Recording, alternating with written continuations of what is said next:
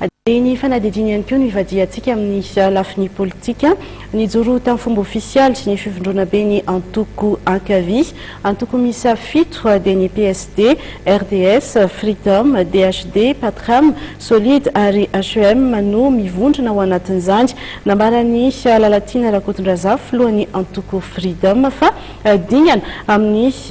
fiandrombonany herin'ny mpanohitra ny fametrahana ny fivondrona be ny antoko ankavia. Fanapanazavana avetraty.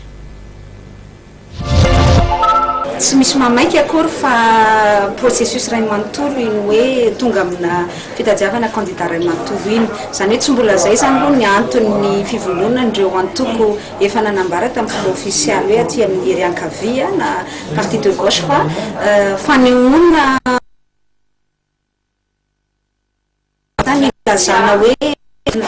voizina ho fantatry ny be sy ny maro izay foto-kevitra na ideolojia mifeny antoko ankavia zay hoe iverinay fa zay no mety tantanana ny firenena misy teboka maromaro ahafantarana n'izany hoe antoko amin'ny hery ankavia zany zay iverinay fa tena azo ampiarina eto Madagasikara zany hoe fanehoana an'izay firaisan-kiny zay zany fa mbola tsy hoe alliance stratégique hoe makany amina resaka fanohanana olana makany amina resaka fitoviana foto-kevitra fa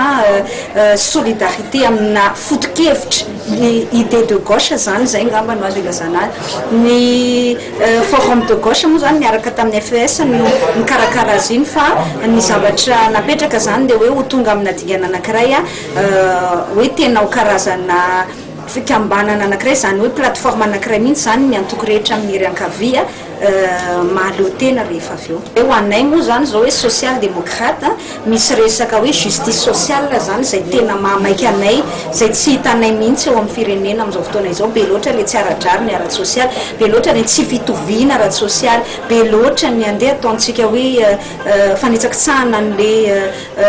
zo zany ahazo an'izay égalité sociale izay zay anisan'ny divanay mafy amin'ny antoko social démocrate anay satria zay amin'ny freedom no resahana izay ngelina tonga anay nametraka tamin'ny fomba ofisialy hoe zay manohitra ny fitondram-panjakana satria raha ny foto-kevitra ny idéologie anay tsy mitovy velively amin'ilay zava-misy satria amin'izao fotoana izao tena didiny be sandry zany manjaka tsy miatra ilay hoe égalité sociale izay iadivany antoko amin'ny hery ankavia